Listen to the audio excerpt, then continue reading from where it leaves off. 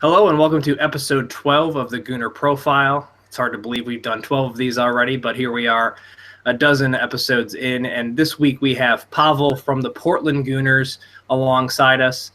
So a West Coast branch represented this week. We've been focusing a lot on the East and Midwest, but finally a Pacific Coast branch with us this week. And Pavel, why don't you get us started on telling us a little bit about yourself and your journey to become a Arsenal fan, and then your involvement with the Portland Gooners there in Portland, Oregon.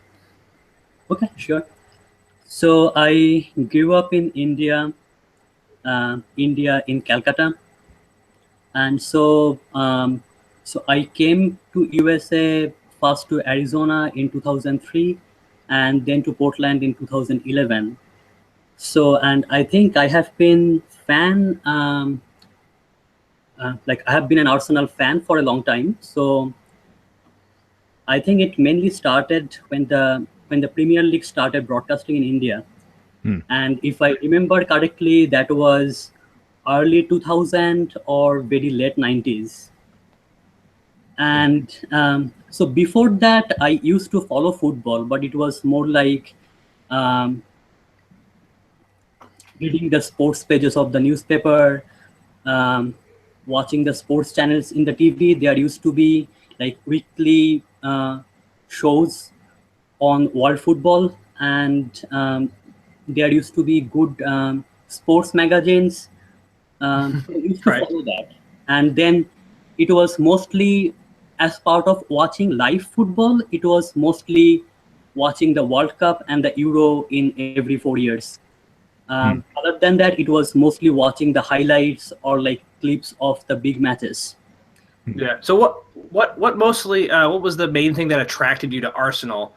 Back in the late '90s, early 2000s. I mean, I can guess of a few. I could venture a guess at a few players, perhaps. But what was the main thing that?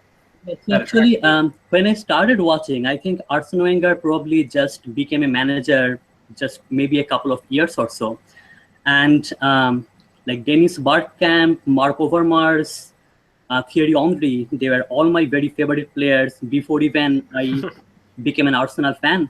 And when I have read about the team Arsenal, the way they were playing, but when I started watching them live, it was very attractive football. And I think I won't say that I was a fan right away. So there was so it was a gradual transition from So I think it is fair to say I always liked them, the way they played, and the players and the manager. But there was a gradual moment that liking the team and then it becoming a very emotional part of life.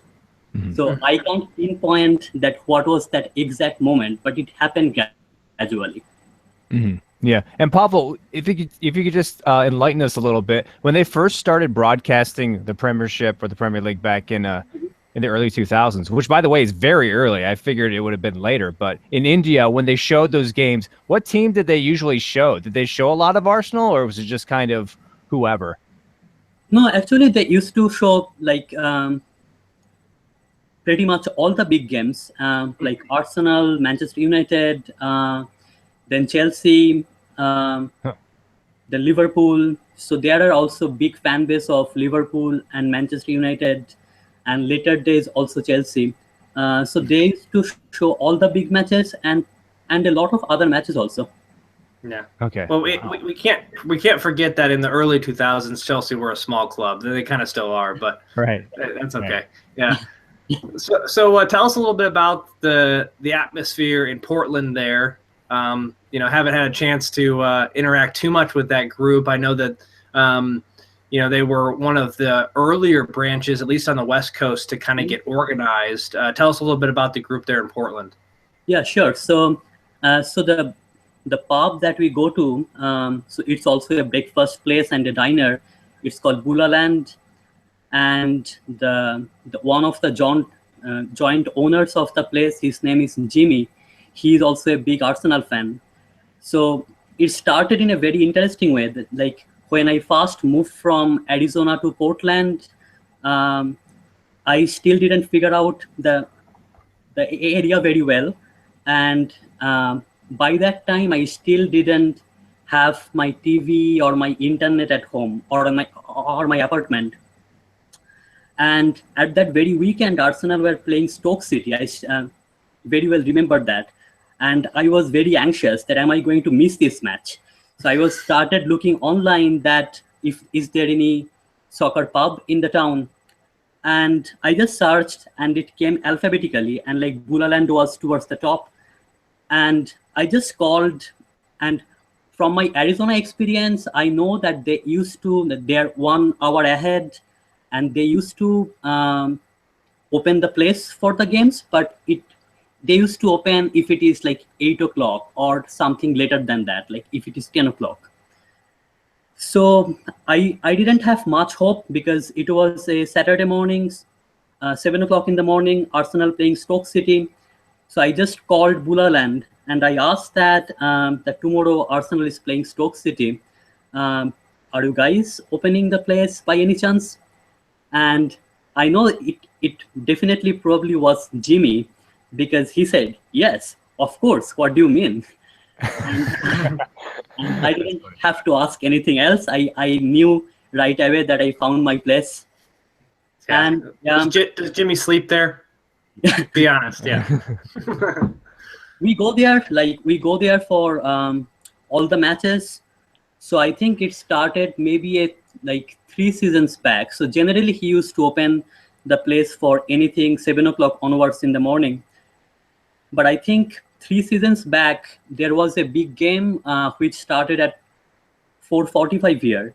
And Jimmy just offered us, okay, so next weekend, I'm going to open up it at 4:45. I'm just going to see that if people shows up, I'll probably just make coffee by myself and I'll bring donuts.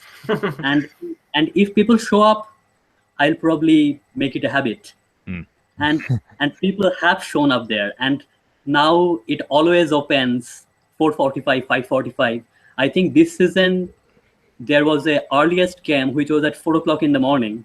So it also opened up for that. Mm-hmm. Wow. Well, that is pretty early. Okay, so when you first started getting into Arsenal, or when you were watching Arsenal, your main attraction, or one of the attractions, was the players back then. You know, you said Bergkamp, Overmars, Henry. So if you're pitching Arsenal to people nowadays, you're trying to get them to follow Arsenal and get interested in Arsenal, do you still pitch the players, or do you have a different angle, a different sales pitch nowadays?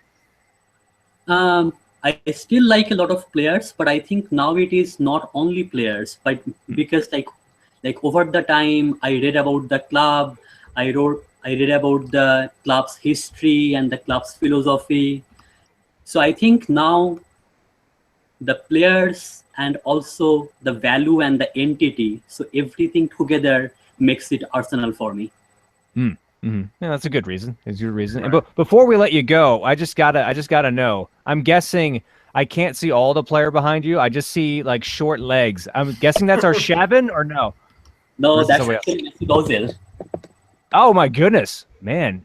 It must be the angle. His legs looked like our Shabin sized. Okay, wow, I was way off.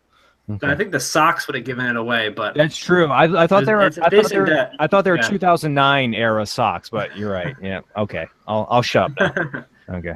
Yeah. Well, Pavel, really appreciate your time. Thankfully, you didn't have to get up early for this particular chat. I guess maybe actually not even staying up late. We're up later than you are here on Eastern time. But really appreciate your time. Thanks for sharing a little bit about the Portland Gooners there.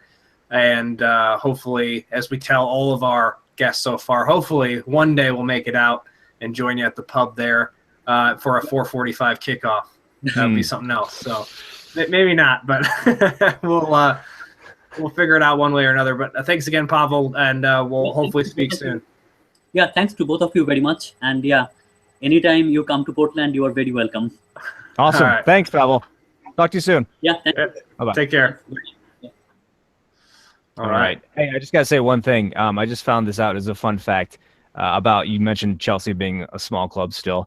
Everyone can probably figure out what podcast I listen to as I make all these references, but I was listening to one today and it was talking about I think how as late as the 90s, maybe the 90s, maybe the late 80s, you could watch Chelsea games and they actually had vans parked behind their goals.